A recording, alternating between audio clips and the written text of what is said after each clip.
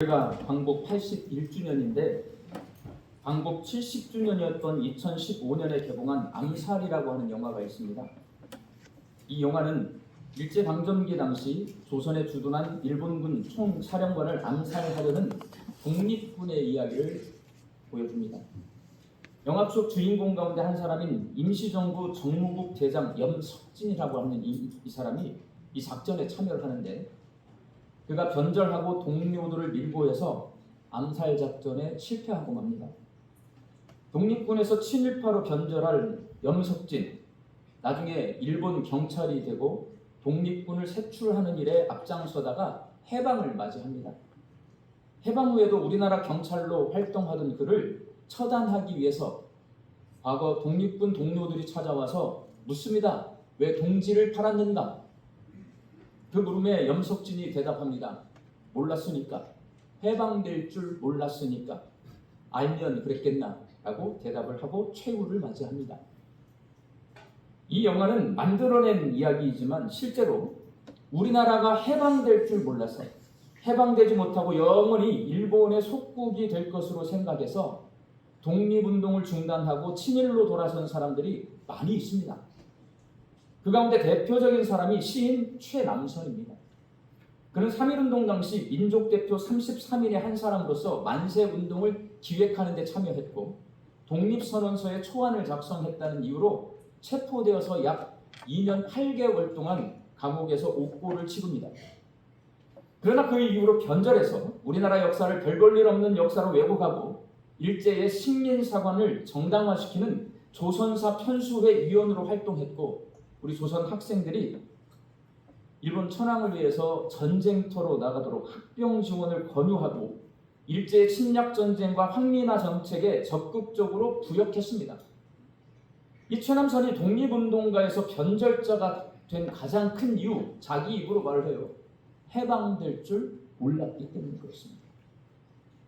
일제강점기가 20년 가까이 되자 우리나라가 독립하기는 어려울 것 같으니 차라리 일본의 속국으로 있으면서 부강해지는 것이 낫겠다고 판단해서 친일로 돌아선 사람들이 많았습니다.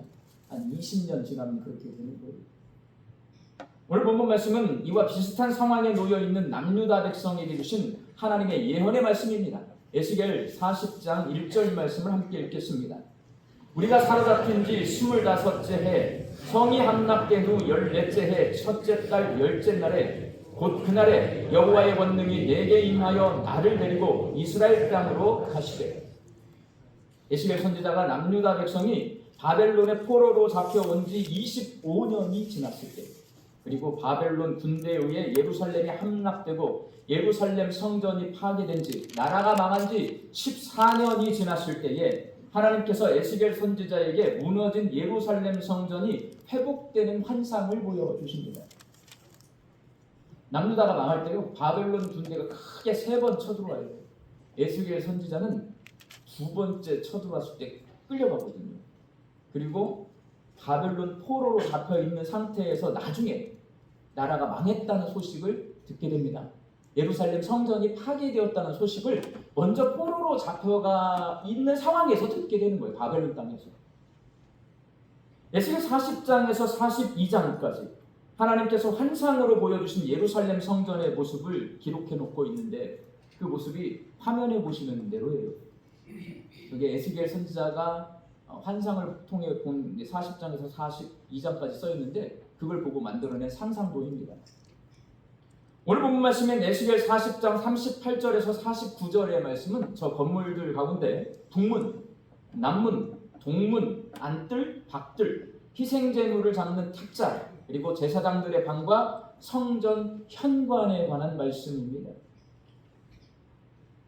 에스겔의 성전은 바벨론 군대의 공격으로 파괴된 기존의 솔로몬 왕이 지은 성전과 많이 다릅니다. 가장 큰 차이는 에스겔 성전은 뜰을 포함한 전체 면적이 약 2만 평 정도 되는데 솔로몬의 성전은 400평 정도밖에 되지 않습니다. 그래서 에스겔 성전이요, 면적이 솔로몬의 성전보다 50배가 더 큰 거예요. 역대상 22장 14절 말씀을 함께 읽겠습니다. 내가 환난 중에 여호와의 성전을 위하여 금 10만 달란트와 은 100만 달란트와 놋과 철을 그 무게를 달 수 없을 만큼 심히 많이 준비하였고 또 제목과 돌을 준비하였으나 너는 더할 것이니라. 다윗 왕이 아들 솔로몬에게 하는 말이에요. 솔로몬의 아버지 다윗은 성전 건축을 위해 금 10만 달란트, 은 100만 달란트, 그리고 무게를 달 수 없을 정도로 많은 놋과 철을 준비해서 아들에게 물려줍니다. 이를 현재의 가치로 환산을 해보면 400조 원 정도 됩니다. 400조 원. 앞으로 우리 광주공항에 반도체 공장이 4동이 들어서게 될 거예요. 지금 현재 예상대로 하면 반도체 공장 한 동, 공장 건물이 4채가 들어서는데 그 중에 한 채 짓고 그 안에 장비를 다 넣으면 200조 원이 들어간다고 합니다. 성경은 솔로몬 왕이 예루살렘 성전을 건축할 때 반도체 공장 2동을 지을 만큼 막대한 비용이 들어갔다라고 기록해 놓고 있습니다. 그런데 지금 남유다 백성은 바벨론의 포로로 잡혀가 있습니다. 그리고 나라는 망했고 지도자인 왕도 없습니다. 그런 상황 속에서 솔로몬 왕이 건축한 성전보다 50배나 넓은 성전을 짓겠다고 하나님이 말씀하시니 포로로 잡혀와가지고 빈털털이에요. 포로 생활하면 월급 받아요? 못 받아요? 못 받아요, 여러분. 재산 다 놔두고 왔어요. 예루살렘 함락이 되었어요. 파괴되었어요. 왕도 없어요. 그런데 50배 넓은 성전을 짓겠다고? 이 말씀을 믿을 수가 없습니다. 성전 건축 비용을 감당할 수 없기 때문에 그렇습니다. 현실적인 문제예요. 제가 우리 양림교회 와가지고 유진별 비전센터를 리모델링 한다고 했더니 빚을 내겠다고 했더니 많은 분들이 말도 못하면서 속으로 걱정만 하더라고. 우리 다 이제 나이 먹고 은퇴했는데 헌금도 못하는데 목사님 어떻게 지으려고 그러시는가. 지었잖아요. 빚 이제 얼마 안 남았어요. 11억밖에 안 남았어요. 15억 빚져가지고요. 갚고 11억 이제 남은 거예요.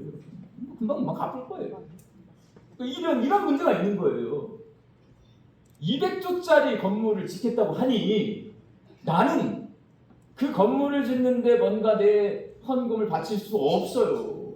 근데 200조짜리를 짓겠다고 하니 그게 믿어집니까? 안 믿어지죠.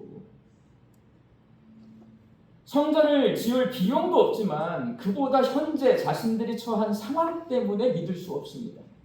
포로로 잡혀온 지 25년이 지났습니다. 나라가 망한 지 14년이 되었습니다. 이 말씀은요, 우리나라 사람들은 너무나 쉽게 이해할 수가 있어요. 왜냐하면 우리나라는 일본에게 나라를 빼앗겨본 경험이 있어요. 그리고 그 빼앗겨본 경험을 역사가 다 기록해 놓고 있어요. 10년 지나고 20년 지났더니 애국을 하던 사람이 매국으로 돌아서요. 나라의 독립을 꿈꾸던 사람들이요, 그냥 일본하고 잘 살고 그냥 받아들이고 일본에게 협력하고 우리 자식들 잘 키워서 그렇게 살자, 이렇게 마음이 바뀌어요. 20년이 지나면. 여러분, 이런 거는 책에 기록해 놓을 수가 없잖아요.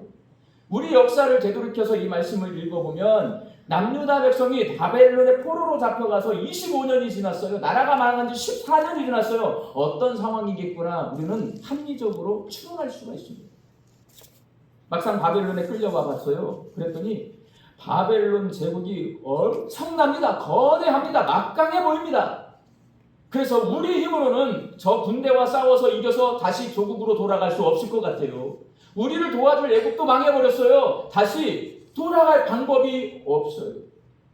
그런데 그렇게 못 돌아가겠네라고 생각을 하고 마음을 내려놓으니 어떻게 된 거 아세요? 아니, 바벨론의 도시가 너무 크고 너무 좋아요. 백화점도 있어요. 엘리베이터도 있어요. 에스컬레이터도 곳곳에 있어요. 지하철도 빵빵 뚫렸어요. 시내버스도 금방금방 와요. 나 광주 사는 것보다 서울 가서 살고 싶어요. 이런 마음이 드는 거예요. 이런 마음. 20년이 지나니까. 그래서 예루살렘 성전을 새롭게 건축할 것이라는 하나님의 말씀을 나중에 가면 믿고 싶지 않습니다. 그냥 여기 살고 싶어요.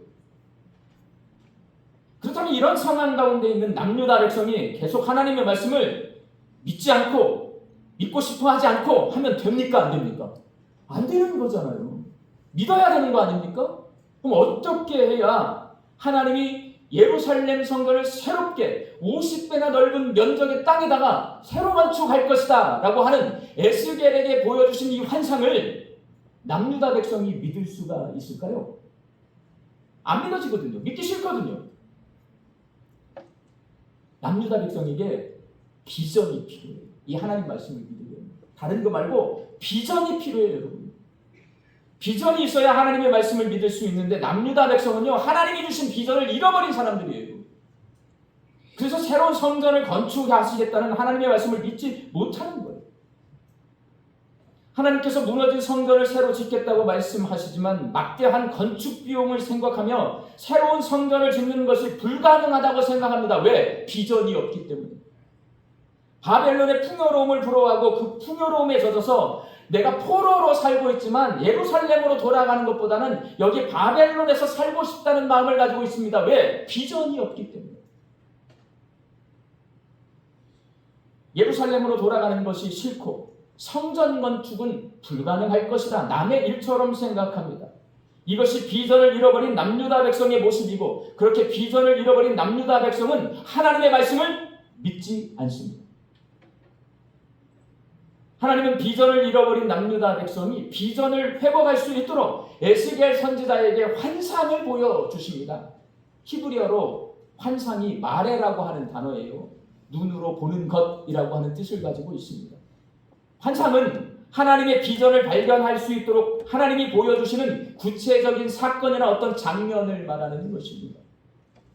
오늘 본문 말씀에서 에스겔 선지자는 환상 중에 새롭게 지어질 예루살렘 성전의 모습을 보고 있는데 하나님께서 이 환상을 보여주시는 이유는 비전을 잃어버린 남유다 백성이 비전을 회복시켜 주시기 위해서입니다. 하나님의 말씀을 믿지 못하는 남유다 백성이 하나님의 말씀을 믿게 하시기 위해서 이 환상을 보여주시는 거예요. 환상은 뭐냐?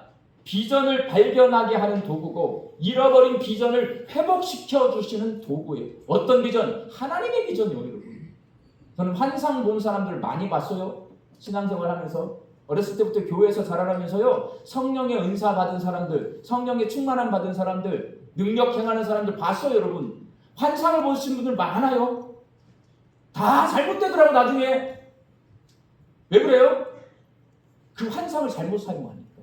환상이 뭔지를 모르니까. 환상은요, 하나님의 비전을 보여주는 거예요.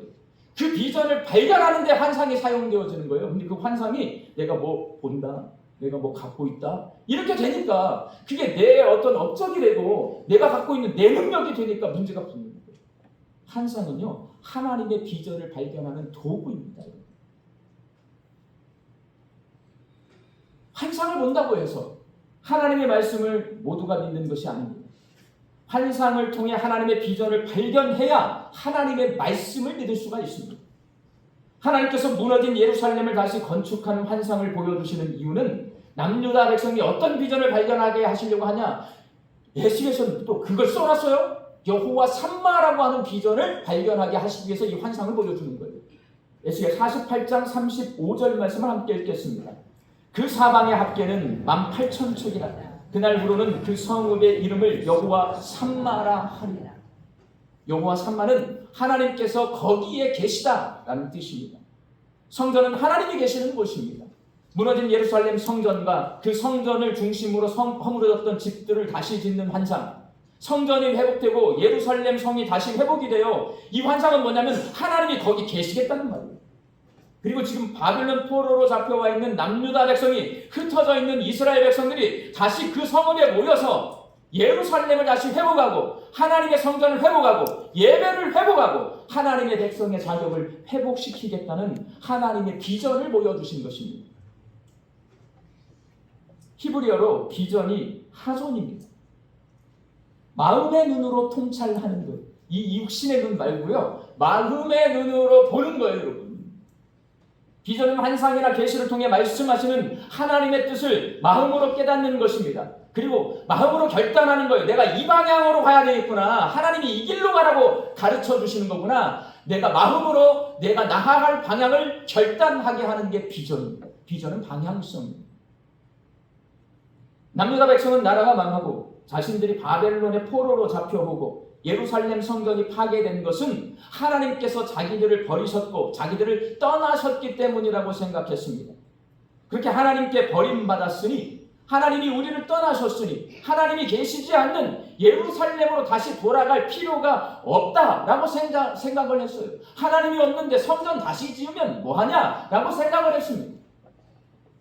그들은 비전을 잃어버렸습니다. 다시 비전을 회복해야 바벨론의 막강한 힘에 눌리지 않고 풍요로움에 미혹되지 않고 예루살렘으로 돌아갈 수가 있습니다.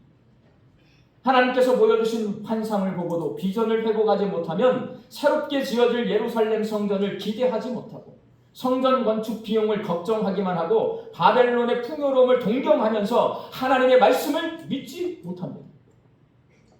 그래서 하나님은 무너진 성전과 파괴된 예루살렘 성읍을 새롭게 건축하는 이유가 여호와 삼마, 하나님이 거기에 계실 것이고 남유다 백성도 하나님이 계신 그곳에 함께 있을 것이라는 환상을 보여주심으로써 그들이 잃어버린 하나님의 비전을 회복하게 하여 주시고 하나님 말씀을 믿게 해 주십니다. 성경에서 환상, 비전 나오거든요.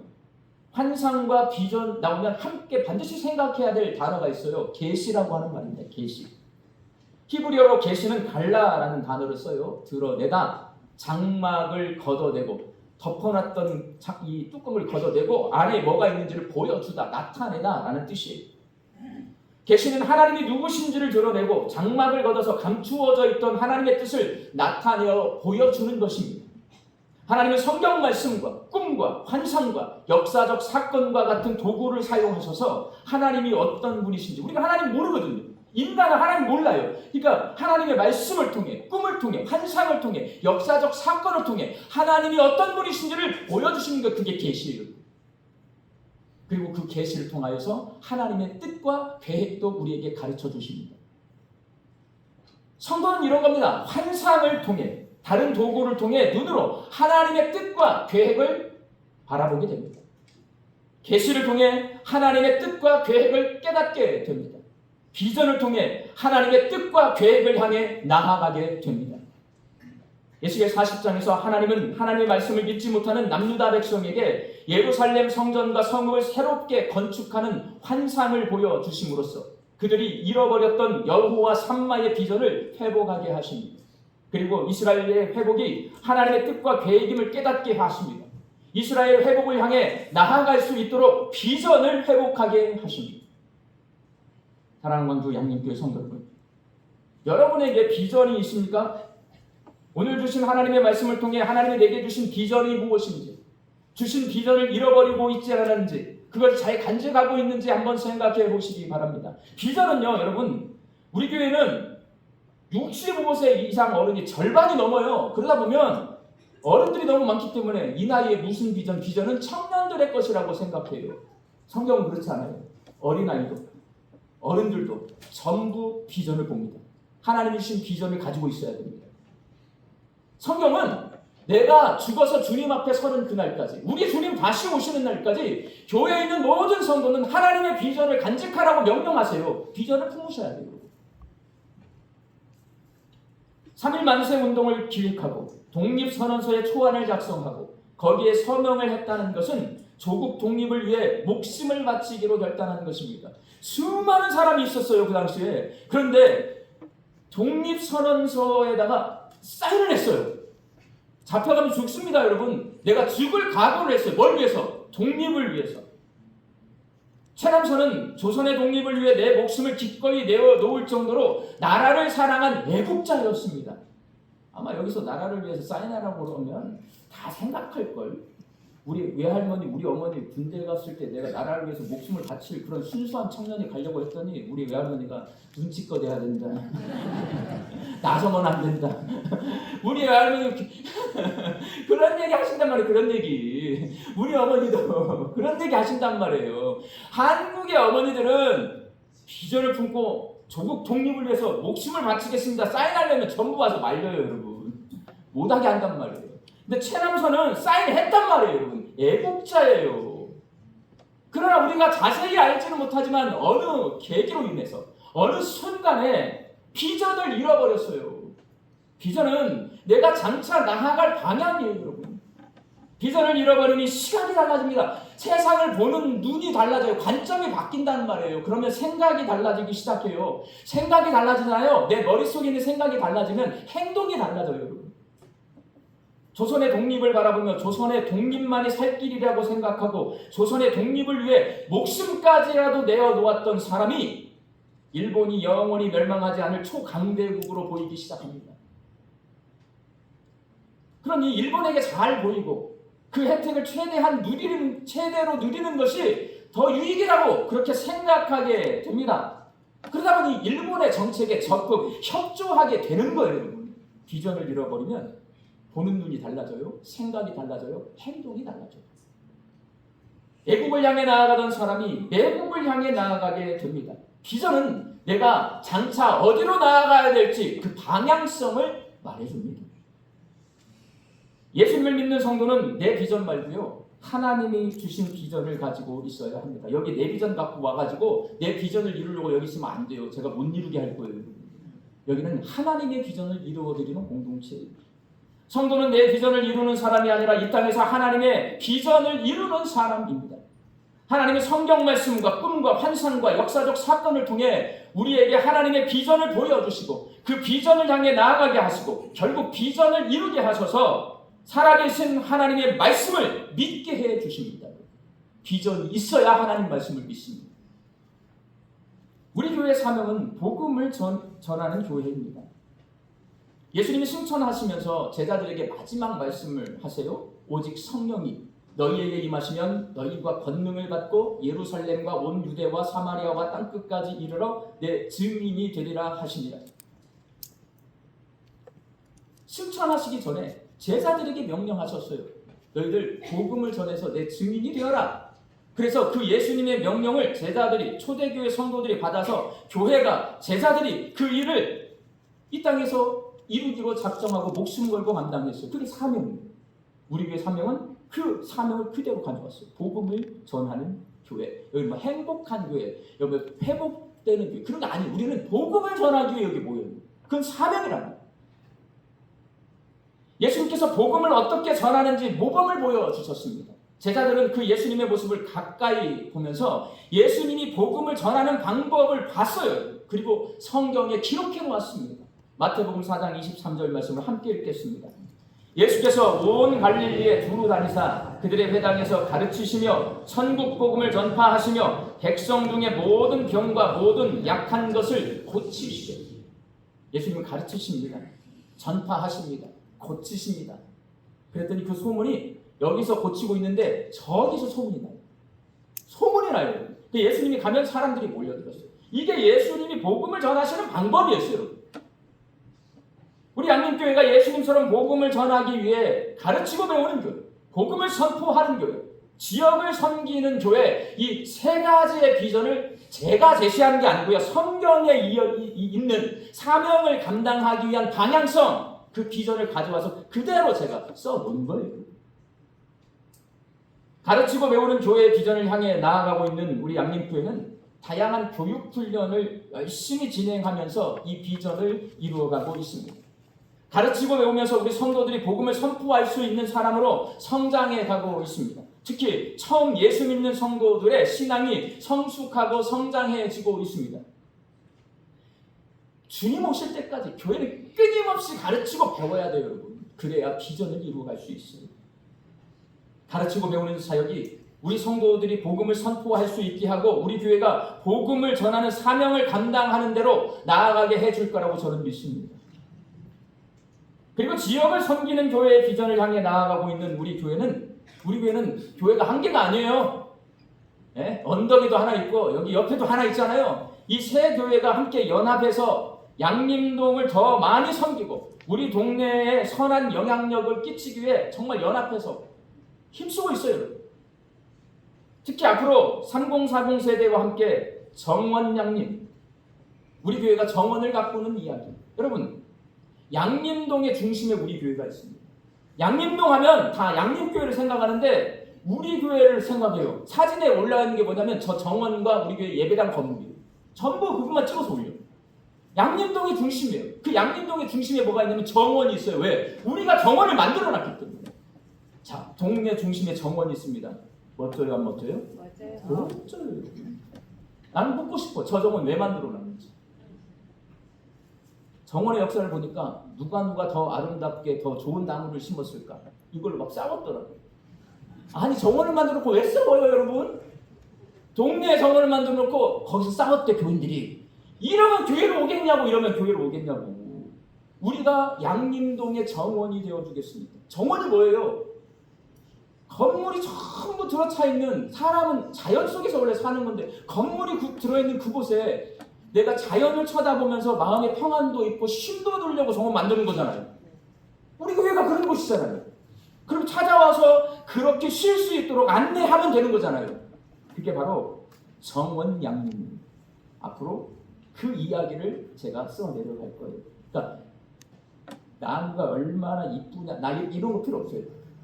우리는 그 정원을 동네 사람들의 쉼터로 가꾸기 위해 풀도 꺾고 화초도 심고 꽃도 피우고 아름답게 갖고 있습니다.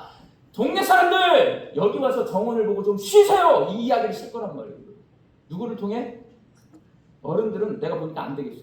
3040 젊은 사람들을 통해.